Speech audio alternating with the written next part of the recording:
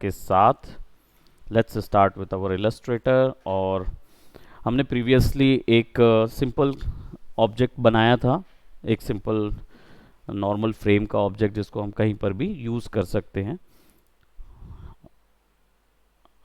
इस तरीके का डिज़ाइन तैयार किया था प्रीवियस।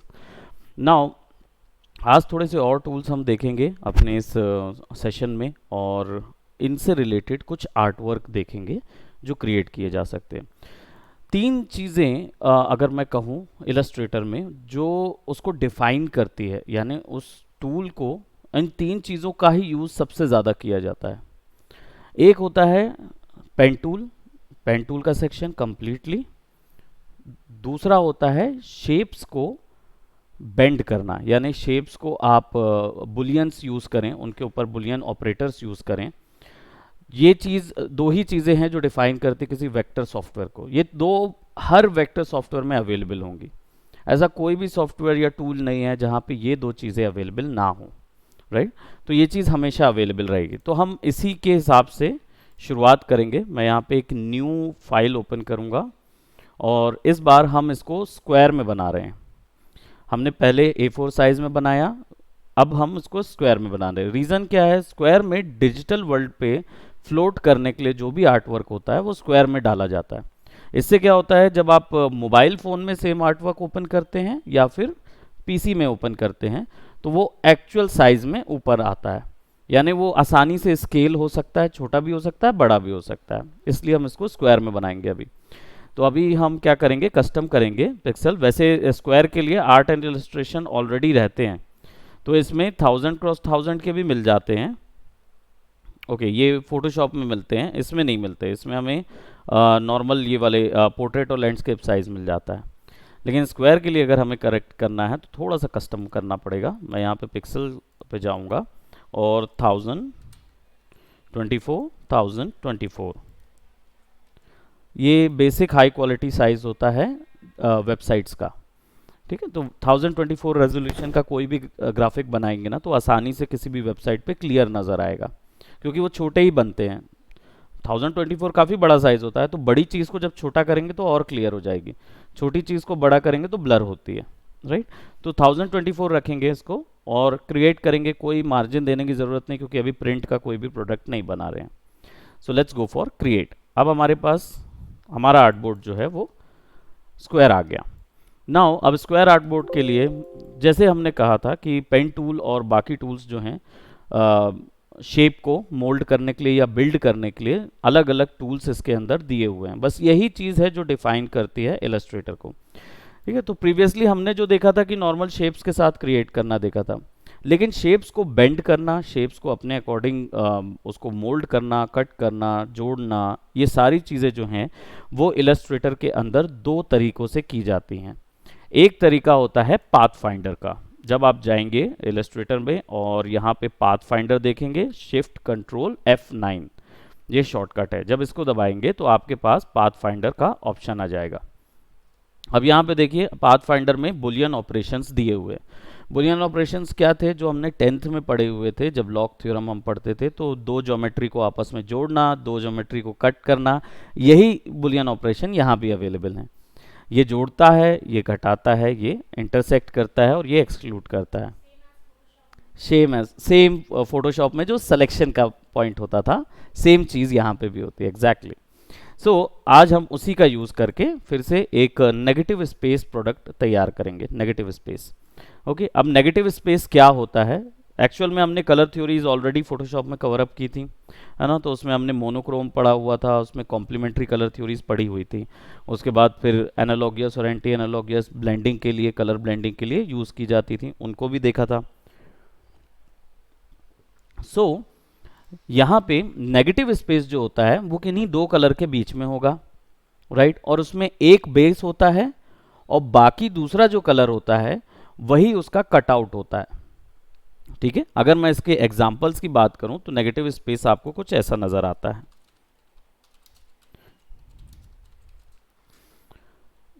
इस तरीके के नॉर्मल स्पेस आर्ट्स होते हैं, है ना। इनको नेगेटिव स्पेस बोला जाता है। इसमें एक बेस लिया जाता है और फिर उसी में दूसरे कलर का कटआउट करते हैं। सिलुएट, जैसे सिलुएट ड्रॉ करते हैं वही चीज़ है, बस ये क्या होते हैं दूसरे कलर्स के साथ मिक्स होके चलते हैं। इसमें क्या स्टोरी जो है वो किसी भी एक कलर में क्रिएट की जा सकती है। आइदर हो सकता है आप अंदर के कटआउट कंटेंट पे करना चाहें स्टोरी, या फिर आउटसाइड कंटेंट पे करना चाहें, दोनों चीज़ें कर सकते हैं। ठीक है, तो पहला आर्टवर्क जो होगा वो हमारा इसी टाइप का होगा। Okay, so negative space art के लिए सबसे पहले हम क्या करेंगे, एक बेस कलर लेंगे और यहाँ पे हम कूल टोन ले रहे हैं, तो मैं यहाँ पे एक नॉर्मल ब्लू कलर यूज़ कर रहा हूँ। ठीक है, जिसमें रेड का डोमिनेंस थोड़ा सा है, थोड़ा सा ग्रीन है, साइन की ओर जा रहा है, और 135 हमारा डोमिनेंट ब्लू है। ओके करेंगे, और इनके बैक, पहली चीज़ तो यहाँ ऑल्ट बैक स्पेस होता नहीं है इलस्ट्रेटर में, क्योंकि हाँ लेयर वाइज काम ही नहीं हो रहा है, हर चीज़ शेप पे हो रही है। तो हम क्या करेंगे, शेप बना लेंगे सबसे पहले। ठीक है, और एक शेप बना लिया हमने, राइट। अब ये हमारा फ्रंटल बेस है। अब इस पे किसी भी प्रकार का कटआउट क्रिएट करना है हमको, तो हमको दूसरा शेप चाहिए होगा। सो दूसरे शेप के लिए मैं यहाँ पे सबसे पहले एक सर्कल क्रिएट करूँगा, और डजेंट मैटर मैं कौन सा कलर देता हूँ, क्यों, क्योंकि कटआउट दिखेगा नहीं, कटआउट के तो पीछे कोई कलर जाएगा, राइट। तो अभी फिलहाल हम कोई कलर नहीं देंगे, हम कटआउट को सिंपली एक सेक्शन पे यहाँ सेलेक्ट करते हैं। सो नाउ पहली चीज़ तो मुझे इसका जो एक्स दबाऊंगा, स्ट्रोक जो है उसको नन करूंगा, राइट। इसका भी स्ट्रोक नन कर दूंगा, कीबोर्ड शॉर्टकट आपको पता ही है ना। अब इन दोनों वैल्यूज़ को सेलेक्ट करेंगे, यानी दोनों शेप्स को सेलेक्ट करेंगे और पाथ फाइंडर का यूज़ करेंगे। अगर मुझे ये दो वैल्यूज़ आपस में जोड़नी है या घटानी है, तो जोड़ने के लिए यूनाइट जैसे ही प्रेस करूंगा तो ये शेप जुड़ जाएगा, राइट। अगर मुझे इसको घटाना है तो फिर मैं सबट्रैक्ट करूंगा। So now I have a cutout subtract. Okay, अब मुझे अब थोड़ी सी डिटेल्ड इमेजरी क्रिएट करनी है, और हम डेफिनेटली ड्रॉ कर सकते हैं। तो हम क्या करेंगे, कुछ चीज़ ड्रॉ करेंगे। यहाँ पे मैं दो तरीके दिखाऊंगा, मतलब दो तरीके आपको बताऊंगा जिससे आप डिटेल्ड इमेजरी क्रिएट कर पाएंगे। एक तरीका जो थोड़ा सा आप जब ज़्यादा फेमिलियर हो जाएंगे सॉफ्टवेयर के साथ तो उसके साथ कर सकते, जो तरीका अभी हम देख रहे हैं वो थोड़ा ज़्यादा फेमिलियर जब हो जाएंगे सॉफ्टवेयर के साथ तब आप उसको कर पाएंगे। शुरुआत में वो थोड़ा सा एनोइंग आपको लगेगा। ठीक है, तो यहाँ पे हमने सेलेक्ट किया, लेट्स सेलेक्ट दैट, और इसको कॉपी कर लेते हैं। ठीक है, और इसको क्या करेंगे, हम ऑल्ट दबा के ड्रैग करना है शेप को। हाँ, ऑल्ट दबा के ड्रैग कर देंगे तो शेप कॉपी हो जाएगा। कंट्रोल सी कंट्रोल वी वो भी कॉपी पेस्ट हो जाएगा, और कंट्रोल डी जो है वो रिपीटर कमांड है, यानी जो भी एक्शन आपने किया हुआ है उसको रिपीट करेगा। तो अगर आपने इसको कॉपी करके छोड़ दिया है तो फिर कंट्रोल डी करेंगे तो वो रिपीट करता जाएगा उस चीज़ को। लेकिन अगर आपने कॉपी ना करके केवल इसको ऐसा खिसकाया हुआ है तो कंट्रोल डी करेंगे तो खिसकता जाएगा।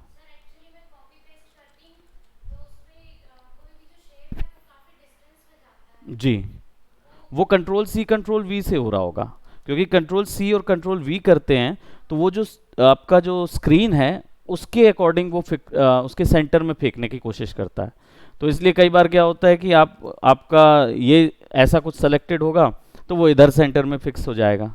जी, तो वो इस कारण से होता है, क्योंकि वो कंट्रोल सी कंट्रोल वी जो होता है वो क्या बोलते हैं, centre of the screen throw करता है। लेकिन अगर वहीं से उठाया और वहीं कॉपी करना है आपको, है ना, जैसे यहाँ से उठाया और यहीं पे वापस कॉपी कर देना है, तो कंट्रोल सी और control shift we, control shift we, तो क्या होगा, जिस एग्जैक्ट पोजीशन से आपने उठाया प्रोडक्ट को उसी एग्जैक्ट पोजीशन पे वो कॉपी हो जाता है। ठीक है, ऐसे ही आपका ऑल्ट एंड ड्रैग होगा तो आप जिस लोकेशन पे उसको डालना चाहते हैं डायरेक्ट उसी लोकेशन पे चला जाएगा वो। ऑल्ट एंड ड्रैग ये टू मूव, हाँ ड्रैग करना जरूरी है, अदरवाइज ऑल्ट दबाएंगे तो उससे कुछ नहीं होगा। राइट, उससे कुछ नहीं होगा जब तक आप उसको ऑल्ट दबा के ड्रैग नहीं कर देते, और नहीं तो फिर control C control shift V, है ना, तो वो उसी जगह पे आएगा। अगर ये शॉर्टकट्स याद ना रहें, नोट्स बनाइए वो तो अच्छा है, लेकिन मान लीजिए अगर याद ना रहें तो एडिट में जाके यहाँ पे ये पूरे ऑप्शन वही हैं, शॉर्टकट्स हैं पेस्टिंग के। Paste in place control shift V, paste in back यानी अगर लेयर के पीछे में डालना है तो control B, paste in front यानी कि लेयर के ऊपर डालना है तो कंट्रोल एफ, ऐसे ही कंट्रोल वी, है ना। तो ये एडिट वाले आपके टूल्स पूरे यहाँ पे मिलेंगे। नाउ हम क्या करेंगे, मुझे चाहिए ये हिस्सा पॉइंट हो जाए यानी कि लीफ लाइक पॉइंट हो, राइट। तो उसके लिए ए शॉर्टकट है हमारा मॉडिफिकेशन, एंकर पॉइंट का मॉडिफिकेशन के लिए हम इसको सेलेक्ट करेंगे। तो अभी देखिए ये बेजियर हैंडल खिंचा हुआ है, इसके कारण से ये कर्व स्मूथ आ रहा है। ये जो एंकर पॉइंट है इसकी दो प्रॉपर्टीज या टाइप्स होते हैं, एक या तो ये स्मूथ होगा जिसको बेजियर स्मूथ बोलते हैं, और दूसरा या फिर टेंजेंट होगा, यानी या तो ये कर्व होगा और या फिर टेंजेंट होगा। टेंजेंट होने के लिए आप यहाँ पे इसको टेंजेंट या स्मूथ कर सकते हैं। ऑलरेडी स्मूथ है तो इससे कोई फर्क नहीं पड़ेगा, लेकिन जब टेंजेंट पे क्लिक कर देंगे तो ये लीफ हो जाएगा, यानी कि ये हिस्सा जो है वो आपका कट आउट हो जाएगा। अब इसको हम थोड़ा सा मोल्ड कर देते हैं।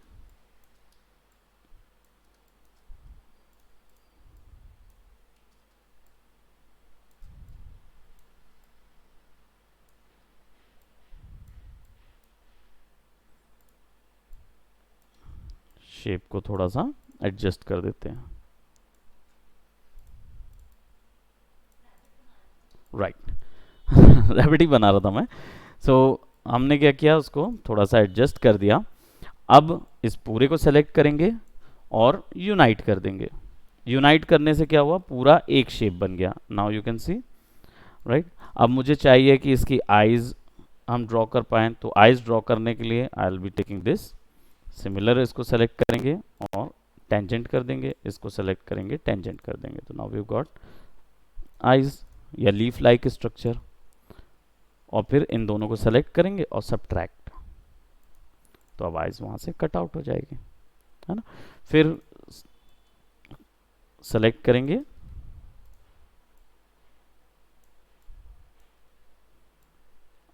आइज को कहाँ देखते हुए बनाना है आपको वो रखिए, दोनों को सेलेक्ट कीजिए और यूनाइट कर दीजिए। तो नाउ अब वो ऊपर वाला देखने वाला बन गया, राइट। आपके पास ये आ गया। थोड़ा सा नोज के लिए हम कुछ क्रिएट करें,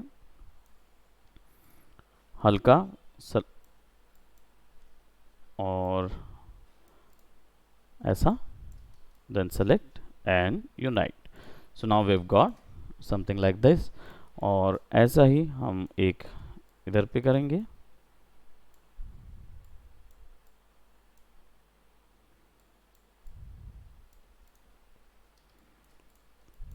और सिलुएट में पहले कैरेक्टर क्रिएट करना शुरू कीजिए, वो ज़्यादा आपके लिए बेहतर होगा। इन दोनों हिस्सों को हम क्या करेंगे, इसको सेलेक्ट करेंगे और इसको हम कर देंगे कन्वर्ट टेंजेंट। यहाँ सेलेक्ट करेंगे कन्वर्ट टेंजेंट और इसको सेलेक्ट करके अंदर, इसको सेलेक्ट करके अंदर, राइट। और इन दोनों को हम ले जाएंगे यहाँ, कंट्रोल दबाएंगे तो ट्रांसफॉर्मेशन गिज्मो अपने आप आ जाता है। कंट्रोल दबा के आप बड़ा छोटा इसको जैसा करना चाहें कर सकते हैं, right. And will do something like this. और इसके रिबन्स थोड़े से बढ़ा देते हैं सो दैट इट विल, छोटे वाले रिबन डालेंगे,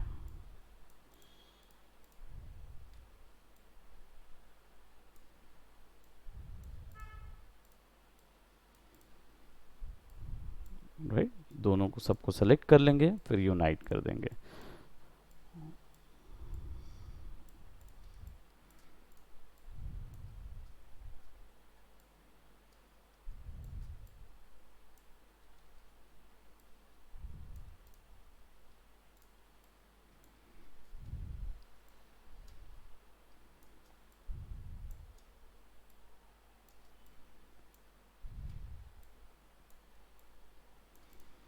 राइट, इन पूरों को सेलेक्ट कर लेंगे, देन एक ग्रुप, कंट्रोल जी से ग्रुप कर लिया मैंने। एक कॉपी अलग से रख लिया। हमेशा ये आदत बना के रखिए कि अपने शेप्स को एक कॉपी करके रखिए। कई बार होता है कि ये बिगड़ जाता है चिपकाते हुए, तो फिर आपको दोबारा वही शेप फिर बनाना पड़ेगा, इससे अच्छा एक रखे रहिए। Then let's take this one और इसको हम यहाँ पे फिक्स करेंगे। Will select and subtract, so now we have got something like that. तो हमारे पास वो वाइट पैनल पे बनता जाएगा, ड्रॉ होता जाएगा। नाउ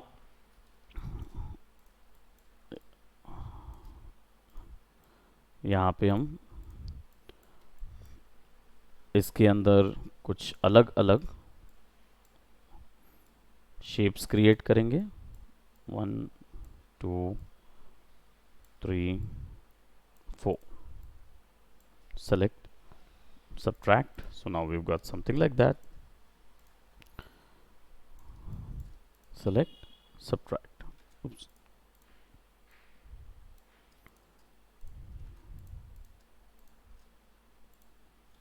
ओके अब ये जो हिस्सा है ये ऊपर लाना होगा, तो मूव टू फॉरवर्ड करेंगे। हाँ, अब ये क्यों हो रहा है, so that we have to see कि वो कटआउट कहाँ से होगा। Okay let me see, let's select this, और ये कटआउट यहाँ हो रहा है लेकिन यहाँ नहीं हो रहा, यहाँ हो जाना चाहिए, अब होगा। वो रीज़न ये था कि एक्चुअल में हो ये रहा था कि ये हिस्सा अलग एक शेप बन गया है, इसके कारण से हम जब दो हिस्सों को सेलेक्ट करके कर रहे थे तो ये रह जा रहा था, सब्ट्रैक्ट में ये रह जा रहा था। तो इसलिए क्या है, ये लास्ट में बच ही जाता है। तो अगर आप इसको इंडिविजुअल सेलेक्ट करेंगे, यानी कि वाइट वाले एरो से सेलेक्ट करेंगे, तो ये इंडिविजुअल सेलेक्ट हुआ, ये इंडिविजुअल सेलेक्ट हुआ। अब जब हम इसको कट आउट करेंगे तो it will look something like that, वैसा आएगा। तो मैं थोड़ा सा इसको रैंडम कर दूं, क्योंकि ये हमारे पास जो है वो काफ़ी यूनिफॉर्म में आ गया है। सो विल सेलेक्ट और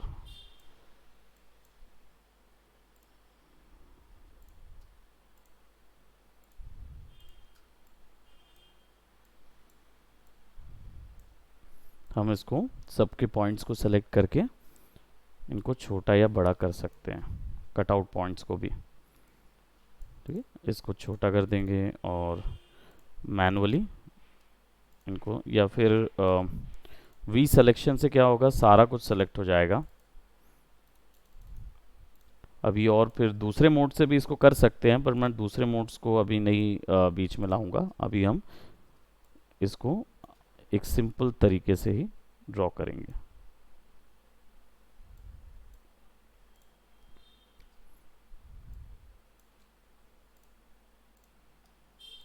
शिफ्ट दबा के मल्टीपल सिलेक्शन, और इसको उठा के हम यहाँ रख देते हैं और छोटा कर देते हैं थोड़ा सा इस तरीके से, राइट। और नीचे पे हमें कुछ अगर शाइन या कुछ ऐसा देना है या वैसा कुछ कटआउट देना है, तो लेट्स सेलेक्ट दिस दिस, दोनों को सेलेक्ट कीजिए, सब्ट्रैक्ट कर दीजिए। तो अब क्या होगा, आपके पास एक शाइन आ जाएगी।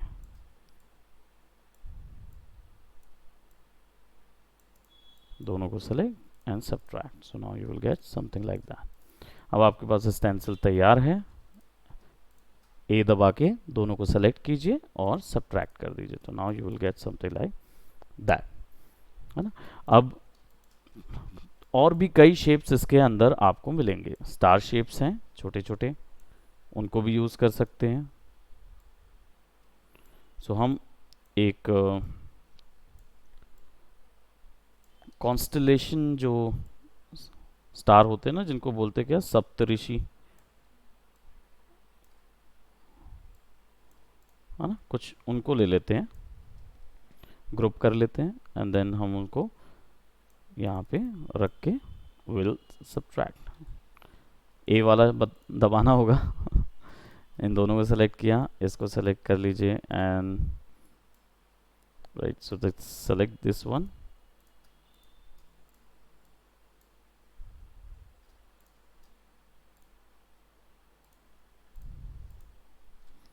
ओके। हमें वो इंडिविजुअली सेलेक्ट करने को नहीं मिल रहा है,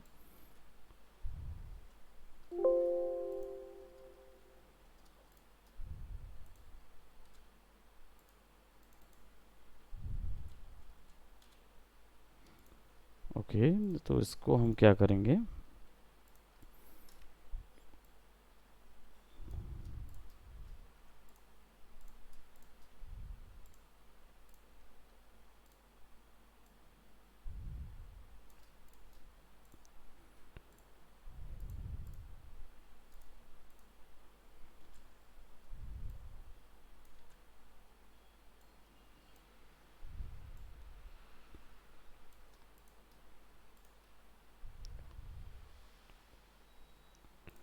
इंटरसेक्टिंग पाथ बोल रहा है, जबकि दोनों इंटरसेक्टिंग पाथ ऑलरेडी कनेक्टेड हैं।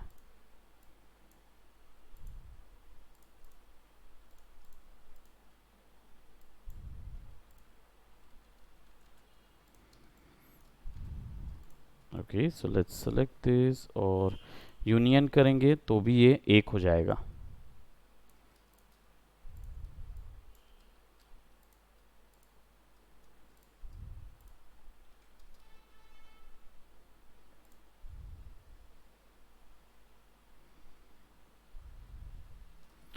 इनको देखने के लिए हम F7 पे जाएंगे और हमारे पास जो लेयर पैनल है इसको ओपन करेंगे। इसके अंदर सब कैटेगरी मिलेगी, तो हमारे पास जो स्टार के जो ऑप्शंस होंगे उन सबको सेलेक्ट कर लेंगे और हमारा जो कंट्रोल दबा के हमारा जो ये वाला हिस्सा है इसको सेलेक्ट कर लेंगे। कंट्रोल दबा के हमारा बैकग्राउंड और स्टार दोनों को सेलेक्ट करके then will apply something like this. अब ये क्या हो गया है कि ज्योमेट्री थोड़ी सी ज़्यादा कॉम्प्लेक्स हो गई है, तो सिंपल कटआउट से नहीं चल रहा है, तो फिर आपके पास नीचे उससे ज़्यादा बड़ी या कॉम्प्लेक्स एल्गोरिदम अवेलेबल है जिससे आप इमेज कट आउट कर सकते हो या फिर जोड़ या घटा सकते हो।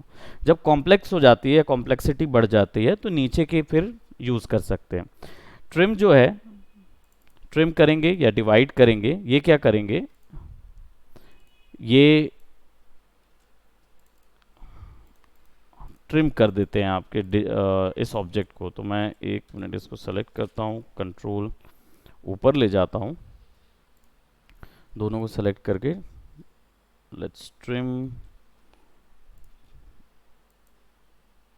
ट्रिम नहीं हुआ, एक मिनट, इसको पाथ को हम ऊपर ले जा रहे हैं।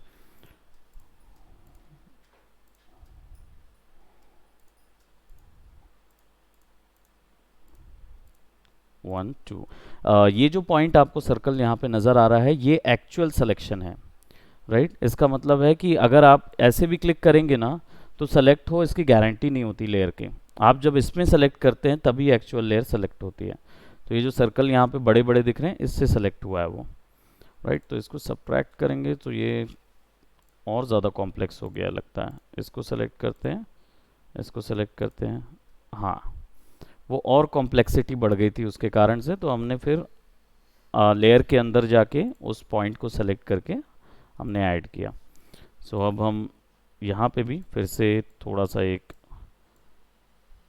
3 इसको सेलेक्ट कर लेते हैं, यूनाइट कर देते हैं, will bring in by something like this, और थोड़ा सा छोटा कर देते हैं, let's fix it something like here. और इस स्टार के ग्रुप को वापस से सेलेक्ट करेंगे, वापस से इस हिस्से को सेलेक्ट करेंगे, नहीं बोल रहा है, लेट्स सी कौन सा वाला हिस्सा है ये।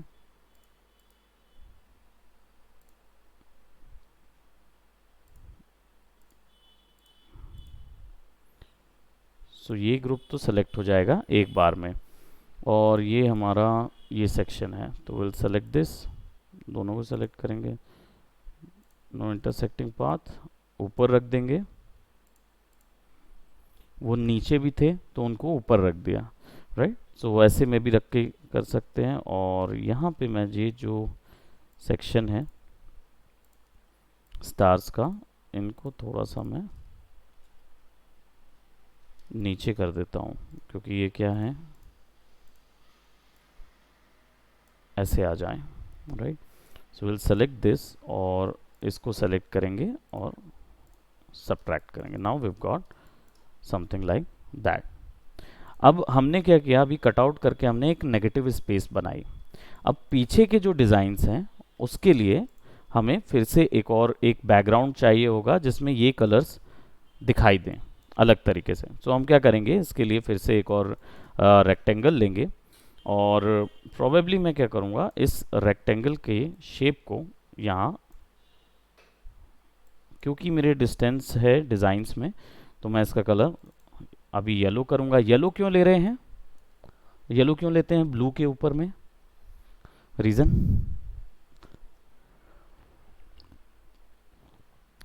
Complementary colour theory. Complementary colour theory का क्या मतलब होता है, क्या होता है, ये कलर थ्योरी क्यों बनी होती है। अगर हम बात करें किसी आर्टवर्क के लिए कि आप कोई आर्टवर्क के लिए कौन सी कलर थ्योरी चूज करें, ये आपको पता नहीं होता। आपको ये तो पता होता है कि कलर मिक्स कैसे हो रहे हैं, कलर की थ्योरीज क्या है, ये भी पता होता है, लेकिन कलर यूज कहाँ करना है ये आइडिया नहीं होता। इसका मतलब थ्योरी यूज कहाँ करना है ये आइडिया नहीं होता।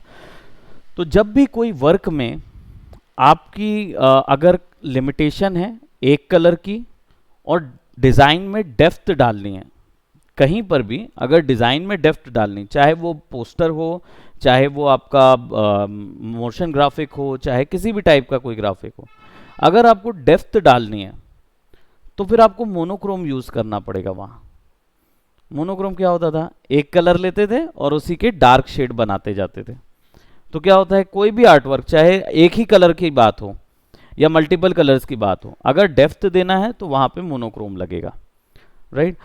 अगर हम क्या बोलते, दो कलर यूज़ कर रहे हैं या नेगेटिव स्पेस आर्ट बना रहे हैं, तो हमें क्या चाहिए होगा, जैसे आप देख रहे हैं कि यहाँ पे अगर मैं इसको ऑफ कर देता हूँ, तो बाय डिफ़ॉल्ट आप देख रहे हैं पूरी इमेजरी नज़र आ रही है ना। हमें मून नज़र आ रहा है, हमें स्टार्स नज़र आ रहे हैं, हमें यहाँ पे रैबिट का पूरा फैमिली नज़र आ रहा है, राइट।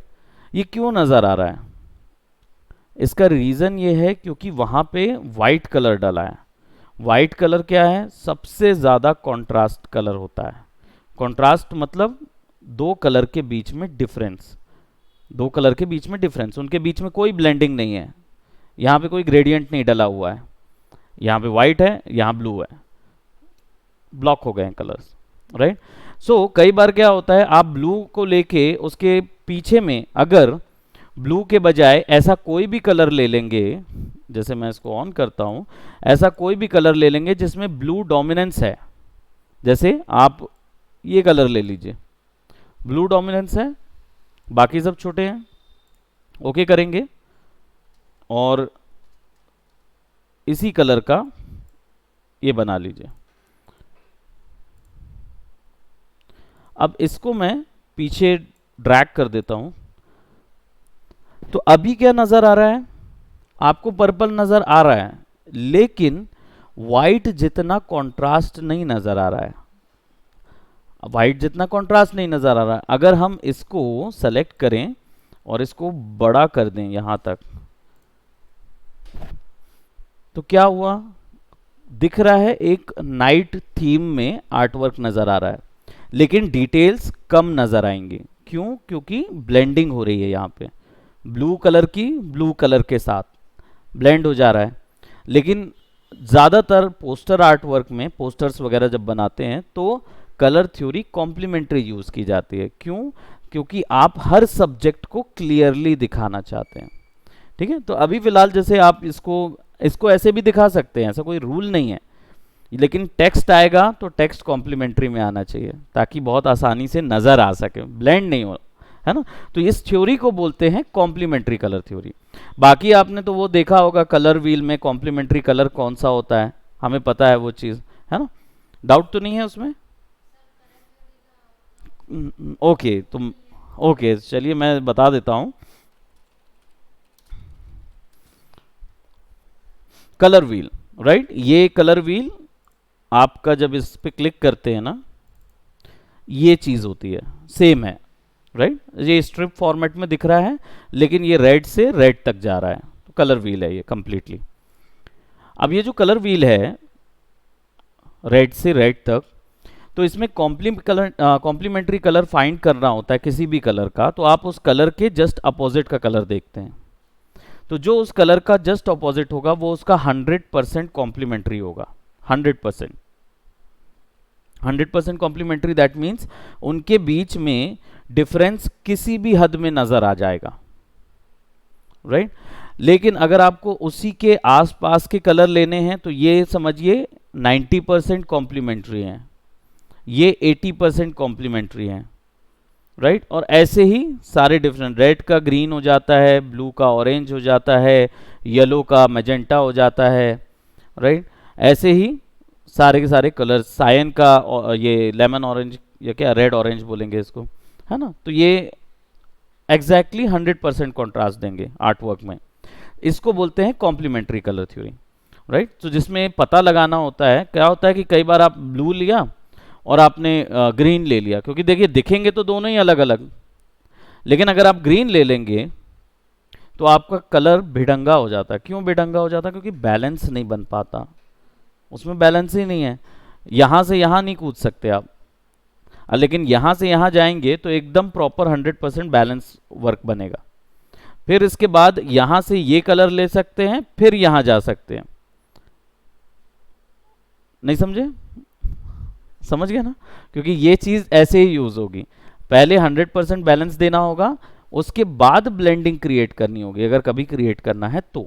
बाकी आर्ट वर्क में तो हम लोग देखेंगे ही उसको। जी।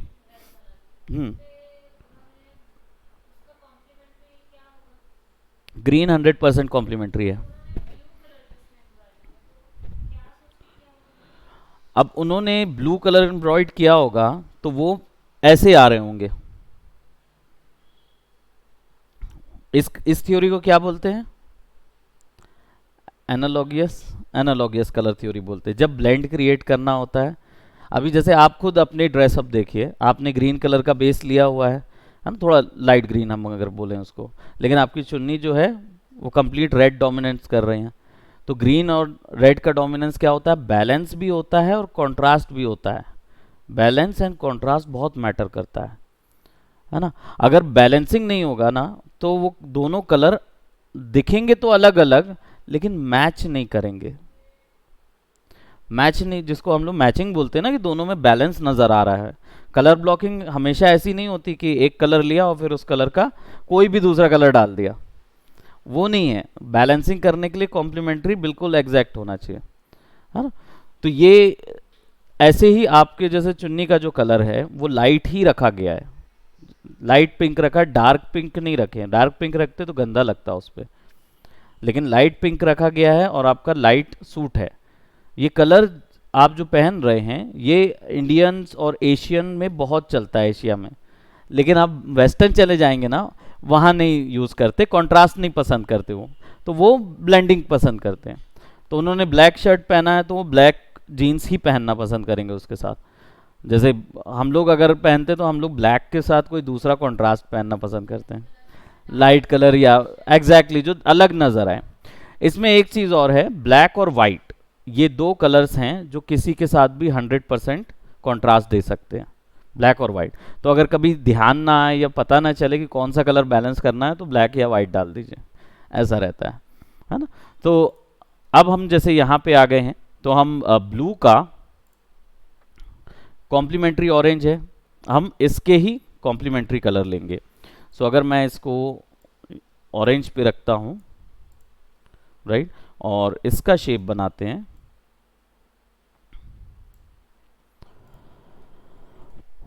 सॉरी, और इसको हम नीचे रखते हैं, तो then it will give me a very nice balance भी देगा और कॉम्प्लीमेंट भी क्रिएट करेगा। बस इसमें मैं थोड़ा सा और क्रिएटिव हो रहा हूँ, और मैं क्या करूँगा, इसको थोड़ा सा शॉर्ट कर दूंगा।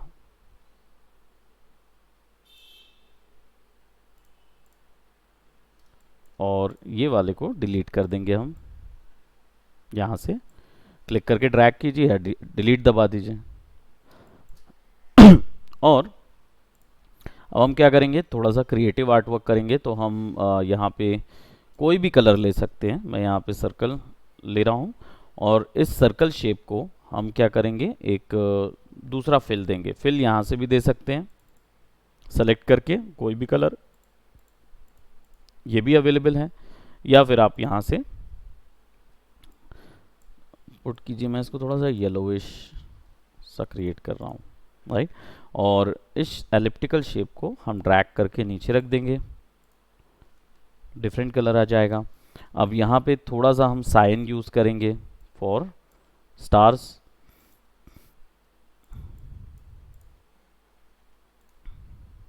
लेकिन ब्राइट साइन लेंगे, इसको यूज़ करेंगे और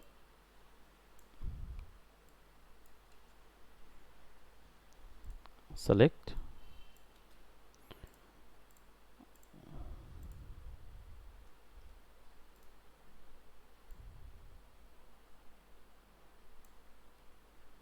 ऑल्ट दबा के कॉपी,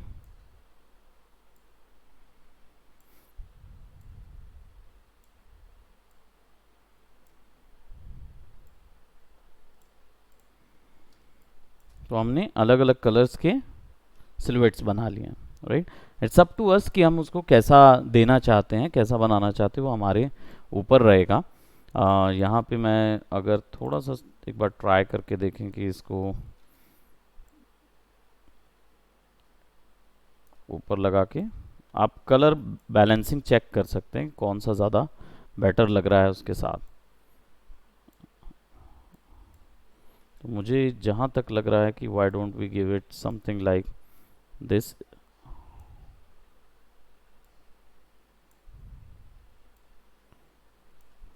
इसी का क्रिएट करें और बाकी पीछे चाहे तो ये जो कलर्स हैं इन कलर्स के लिए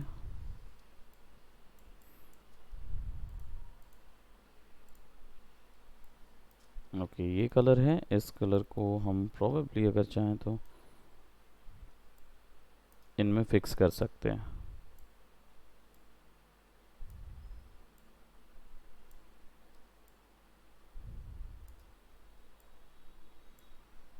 थोड़ा सा और क्रिएटिव ले जाने के लिए।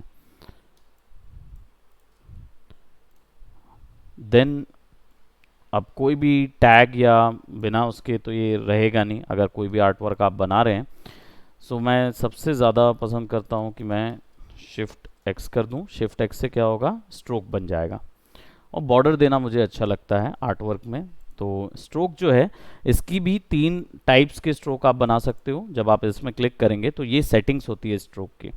स्ट्रोक को आप सेंटर पे भी पाथ में चला सकते हैं। इनसाइड करेंगे तो अंदर स्ट्रोक बनेगा। इसको बढ़ाऊंगा तो देखिए वो अंदर की ओर स्ट्रोक बन रहा है। आउटसाइड कर दूंगा तो वो बाहर की तरफ बनेगा और सेंटर कर दूंगा तो वो उसके ऊपर बनेगा। जो भी पोजीशनिंग मुझे रखनी है मैं वहाँ रख सकता हूँ। कॉर्नर का शेप कैसा देना है, मुझे चॉप्ड चाहिए है या एकदम फ्लैट चाहिए है या फिर पॉइंटी चाहिए, तो वो भी दे सकता हूँ मैं। और कॉर्नर के जो कई बार हम ओपन पाथ बनाते हैं, ओपन पाथ बनाते तो उनके एंड शेप कैसे दिखने चाहिए, तो उसको कैप बोलते हैं। तो जब हम ड्रॉ करेंगे पेन टूल से तब डेफिनेटली इसको यूज़ करेंगे। और यहाँ से हम इन लाइंस को ना नॉन यूनिफॉर्म या यूनिफॉर्म दे सकते हैं। यूनिफॉर्म या नॉन यूनिफॉर्म का मतलब है, अभी आप गौर करेंगे तो आपका जो शेप है वो एक ही विड्थ में, जो स्ट्रोक है एक ही विड्थ में चल रहा है। इसमें कोई कहीं पे कम या कहीं पे ज़्यादा कोई वेरिएशन नहीं है। अगर ये ऐसा ही चलता रहा सारे डिज़ाइन में तो क्या हो जाता है डिज़ाइन अनइंटरेस्टिंग। जब यूनिफॉर्म लाइंस होती हैं तो डिज़ाइन उतना इंटरेस्टिंग नहीं लगता। तो इन लाइंस को आप नॉन यूनिफॉर्म कर सकते हैं with the help of A stroke. आप जब क्लिक करेंगे, जैसे इधर क्लिक करेंगे तो आप देखिए वो नॉन यूनिफॉर्म हो गया, इधर पतली हो गई इधर चौड़ी हो गई, राइट। यही चीज़ आप यहाँ से भी कर सकते हैं ऑप्शन बार के अंदर। सो जब हम इसको किसी भी टाइप से सेट करते हैं तो वो उस तरीके से एडजस्ट हो जाती है। यहाँ पे आपको स्ट्रोक का अपीरियंस सेट करने का ऑप्शन मिलता है, तो आप उसको रफ अपीरियंस में भी बना सकते हैं। हालांकि ये दोनों चीज़ें आप अपनी मर्जी से भी क्रिएट कर सकते हैं, कस्टम बना सकते हैं। लेकिन कस्टम हम आगे अपनी क्लासेस में बनाएंगे। कस्टम ब्रशेस, कस्टम शेप्स ये बनाएंगे। स्ट्रोक यहाँ से भी कंट्रोल हो सकता है और स्ट्रोक का कलर और फिल का कलर यहाँ से भी दिया जा सकता है। ये शेप की बेसिक प्रॉपर्टीज़ होती हैं। यहाँ पे उसके डायमेंशंस आप सेट कर पाएंगे, विड्थ और हाइट, एक्स और वाई उसकी पोजीशन होता है और विड्थ और हाइट उसके डायमेंशंस होते हैं, यानी उसका स्ट्रेच एरिया या डायमीटर क्या बोलते हैं, है ना, वो चीज़ हम उसमें कर सकते हैं। नाउ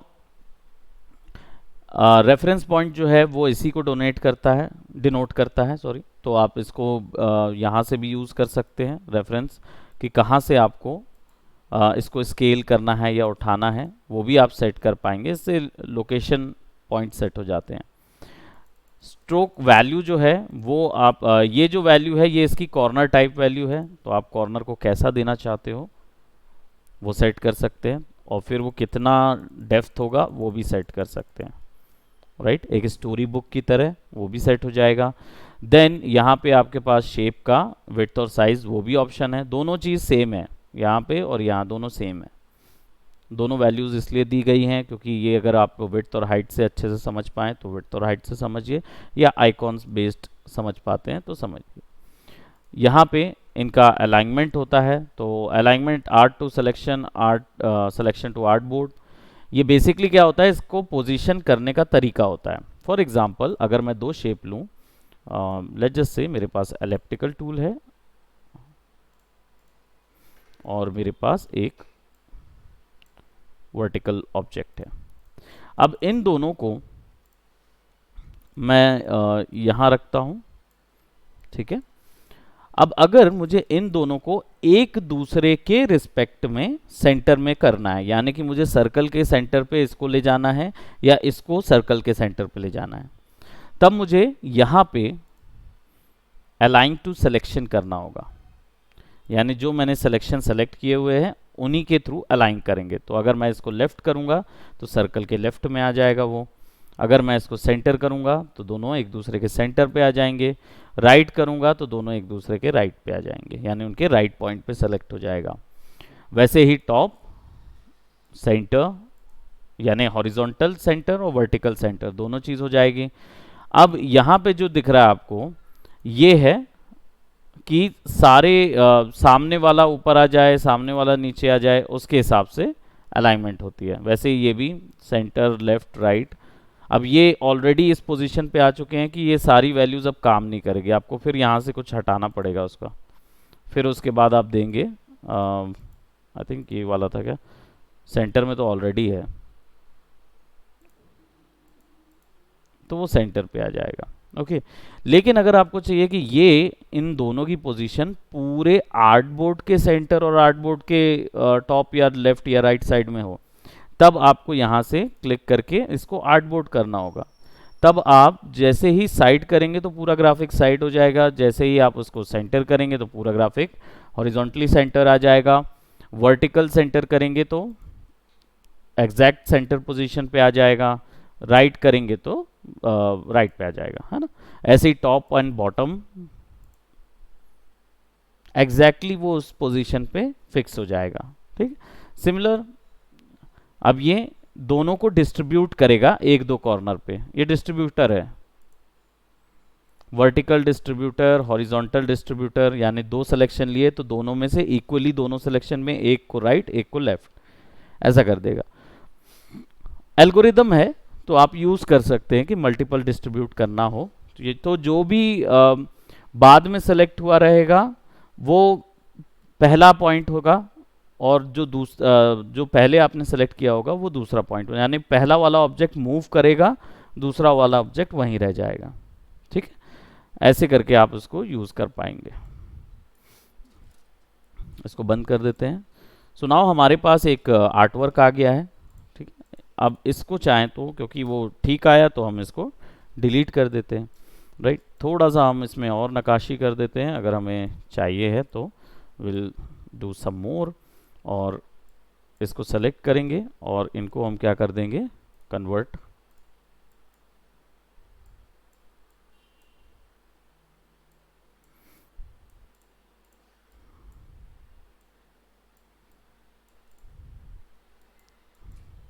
यूनाइट कर लीजिए।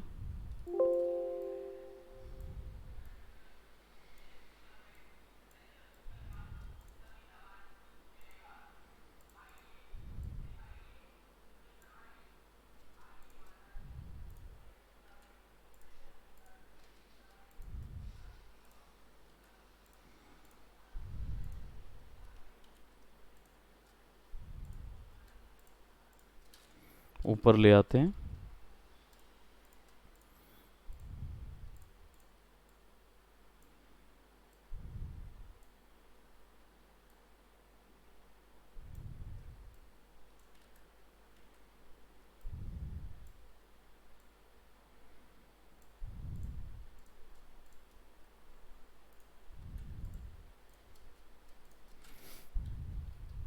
ऊपर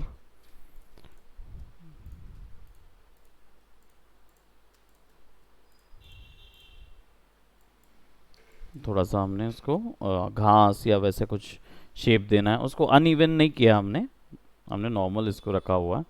और we can actually take something right over here और इसको चेंज कर लेंगे सो दैट हम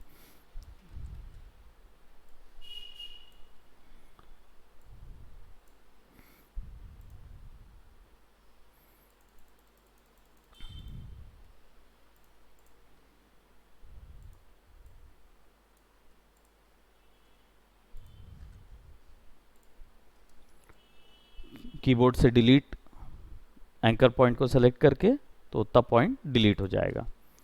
then we can actually put in right so that हम इसको एग्जैक्ट कर्व दे पाएँ, और प्रोबेबली इसको डिलीट कर देते हैं सो दैट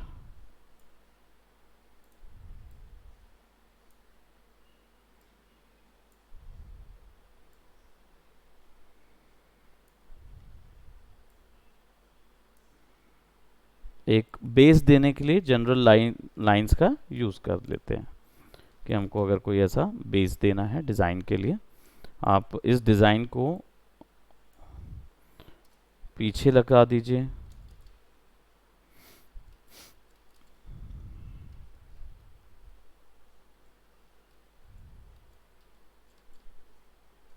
राइट, इस कलर के ऊपर रख देंगे और चाहें तो इसका जो कलर है वो आप चेंज कर सकते हो।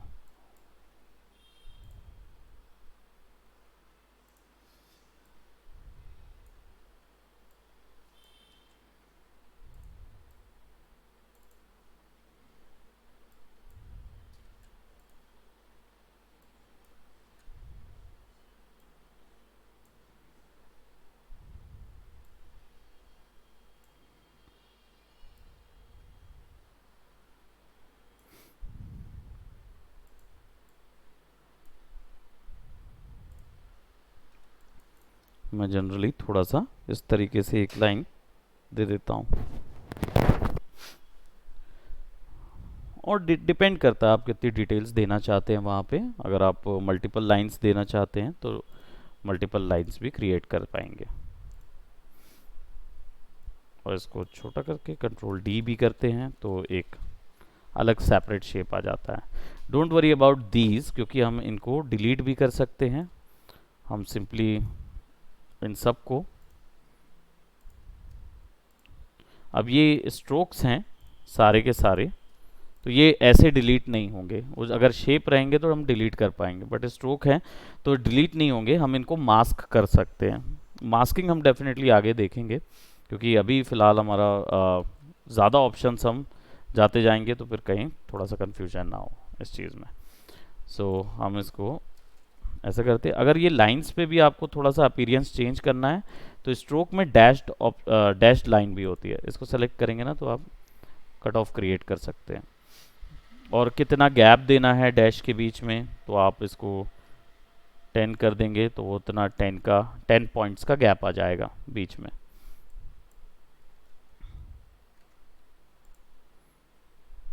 फिफ्टी पॉइंट्स कर देंगे तो और छोटा हो जाएगा, राइट। और हमेशा एक होल्डर बना दीजिए और ये लाइन जो है इसको ऊपर ले आते हैं।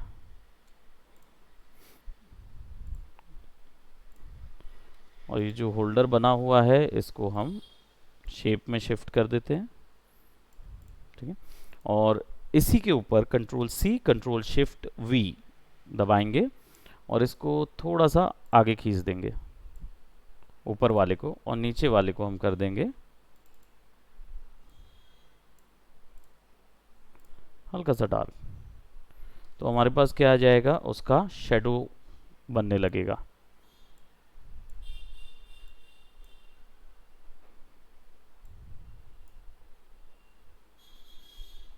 मैनुअली एडजस्ट कर देंगे।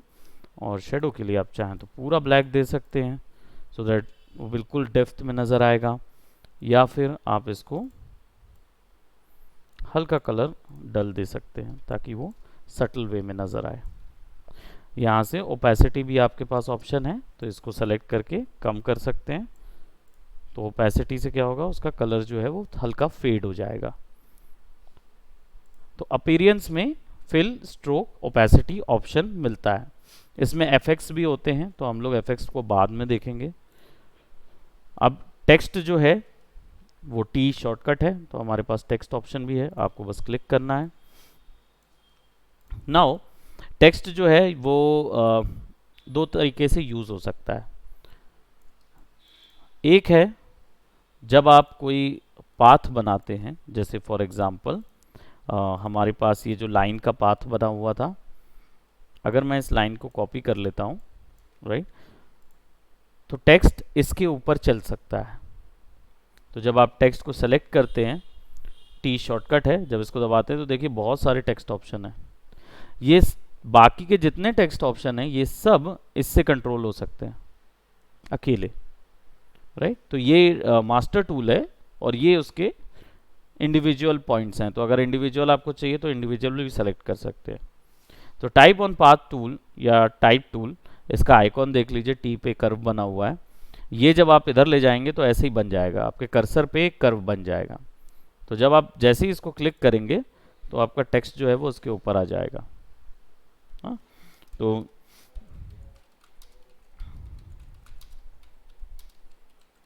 जो भी राइम्स आपको लिखनी है लिख लीजिए और इसको बड़ा कर देते हैं।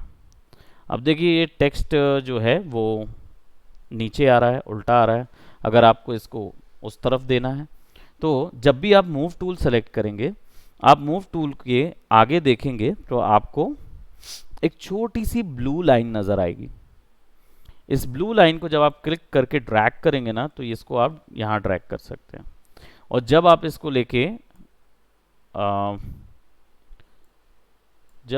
लेके क्लिक करके ऊपर क्लिक करेंगे, सॉरी ये वाला नहीं, ये वाला ऊपर क्लिक करते हैं तो ये उल्टा हो जाता है। तो रिवर्स करने के लिए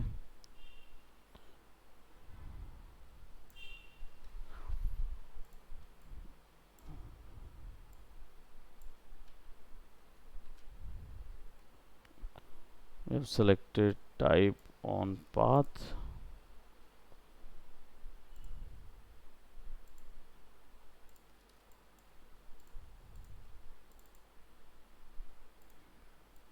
कोरल में क्या होता है, हम इसको डायरेक्ट ड्रैग करके उल्टा कर सकते हैं, बट यहाँ पे इसको ड्रैग करने का हमें ऑप्शन देखना होगा। सो टाइप टूल में टाइप ऑन पाथ करके टाइप ऑन पाथ ऑप्शन और फ्लिप प्रीव्यू, है ना। तो इसमें थोड़ा सा ट्रिक है, और कोरल में क्या था, डायरेक्ट ड्रैग कर लो तो वो आपका टाइप हो जाता है। तो यहाँ पे टाइप ऑन पाथ में जाके टाइप ऑन पाथ ऑप्शंस, और अभी रेनबो सेलेक्टेड है इसलिए वो रेनबो नुमा आ रहा है। स्क्यू कर देंगे तो एक जगह साइज छोटा एक जगह बड़ा होगा, उसको खैर हम लोग आगे देखेंगे, स्क्यू करके देखेंगे। तो अभी यहाँ नहीं दिखा रहा, लेकिन जब प्रीव्यू करेंगे तो विल सी कि वो स्क्यू होके आएगा। 3D रिबन कर देंगे तो टेक्स्ट पूरे पर्सपेक्टिव में मूव करके हुए आएंगे। स्टार स्टेप करेंगे तो सब एक एक लाइन के हिसाब से चलते जाएंगे, और अगर हम ग्रेविटी करेंगे तो उल्टा आ जाएगा, है ना। तो इसलिए लटके हुए नज़र आएंगे बेसिकली ग्रेविटी में। तो रेनबो कर देते हैं और फ्लिप कर देते हैं। यहाँ पे जो ऑप्शन है ये भी वैसा ही है, कितना गैप होगा पाथ के रिस्पेक्ट में इन टेक्स्ट का। तो असेंडर, डिसेंडर, सेंटर और बेस लाइन, है ना, ये वैसे ही रहेगा। दूसरा, स्पेसिंग कितनी रखनी है आप सेट कर सकते हो, ऑटो या फिर ऐसे, है ना। तो आप उनके बीच की स्पेसिंग भी दे सकते हो। प्रीव्यू रखेंगे, ओके कर दिया। अब इसके बाद आप यहाँ से इसको घुमा सकते हैं, और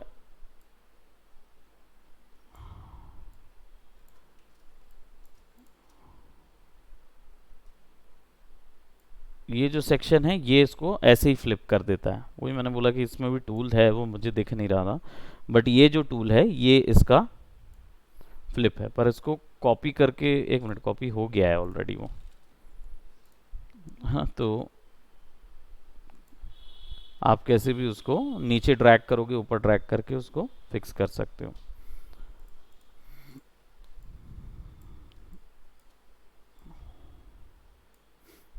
अब यहाँ से इसका जैसा हमें चाहिए है उसका डिज़ाइन लेते हैं, कलर यहाँ सेट कर देते हैं, तो टेक्सटिंग वहाँ फिक्स हो जाएगी। दूसरा तरीका होता है एरिया में टेक्स्ट, दैट मीन्स ये पूरे कंप्लीट एरिया के अंदर आ जाता है।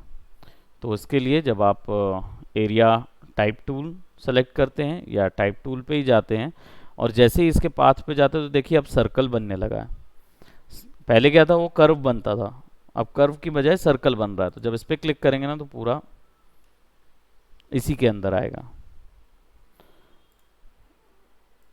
तो अगर आपको एक फिक्स शेप एंड साइज के अंदर इसको डालना है तो उसके लिए फिर लगता है, हमने इसी का कॉपी लिया था तो एग्जैक्ट उसी के साइज पे आ जाएगा वो।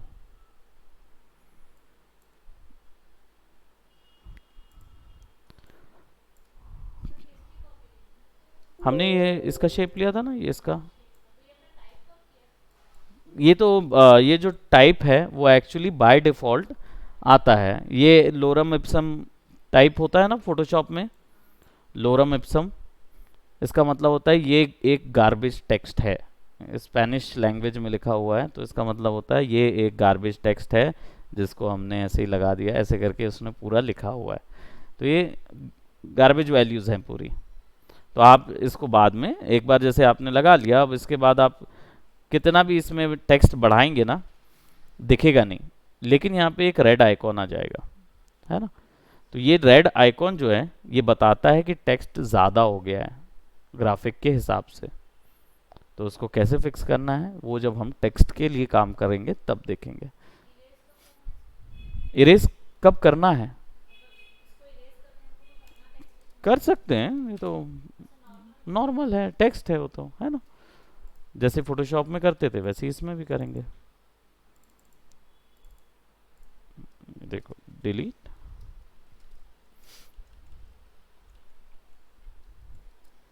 Dot dot dot, okay. So ये एक आपका सोशल नेटवर्किंग पोस्टर के तौर पे यूज़ कर सकते हैं इसको, या फिर जो किड्स कार्ड होते हैं वो बना सकते हैं, है ना। अभी फिलहाल जैसे स्क्वायर में डिज़ाइंस तो ऐसे ही बनते जाएंगे जितने हैं, फिर मूवी का पोस्टर भी हम बनाएंगे, नेगेटिव स्पेस के साथ कोई दूसरा आर्ट वर्क यूज़ करके भी बना सकते हैं। तो धीरे धीरे बढ़ाएंगे, लेकिन अभी फ़िलहाल इसको यहीं तक रखेंगे, ठीक है। तो ये भी एक असाइनमेंट है जो करना है। पहले वाला तो एक हो गया है, अब एक ये वाला आपको करना है, आपको दो करने पड़ेंगे क्योंकि पहले वाला अभी नहीं आया ना।